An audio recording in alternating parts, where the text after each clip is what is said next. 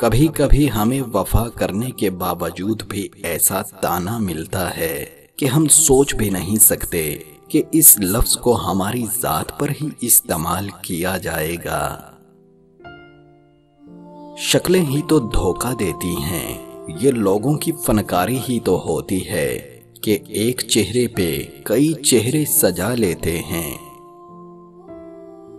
कुछ लोग नसीब के स्याह होते हैं कि उन्हें ताल्लुक तो मिलता है मगर मोहब्बत नहीं मिलती। सिर्फ आमाल का ही सवाल नहीं होगा, कही गई लिखी गई हर बात का जवाब भी देना होगा। आपकी वजह से कोई गुमराह हुआ, उसका खुमियाजा भी आपको भरना होगा।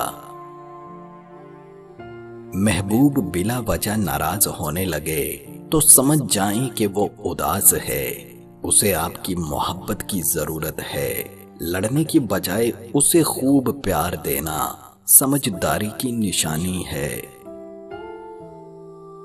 मजाक वो होता है जो किसी के उदास दिल को खुश कर दे, किसी की मुस्कान का बाइस बने। मजाक वो नहीं होता जो किसी का दिल छलनी कर दे। रास्ते चलने से ही बनते हैं, बैठे बिठाए कुछ नहीं होता।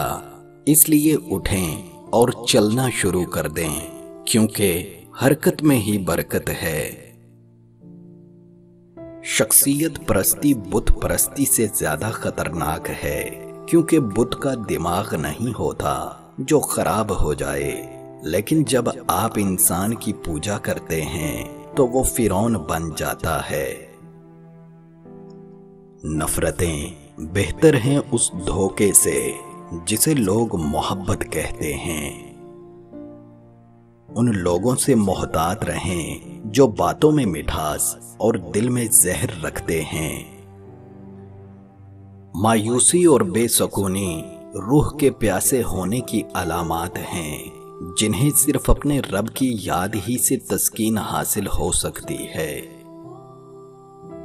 आजमाइश के लम्हात बड़े फैसला कुन होते हैं, दिल टूटते हैं, हौसले टूटते हैं। कोई वली बनता है तो कोई मुल्हिद, कोई ईमान से जाता है तो कोई जान से। अक्सर मर्द शादी के बाद खुदगर्ज और अना परस्त हो जाते हैं। उनको काबू में करना मुश्किल होता है, लेकिन फिर भी औरत उसे दो तरीकों से काबू कर सकती है, इज्जत, एहतराम और मोहब्बत देकर।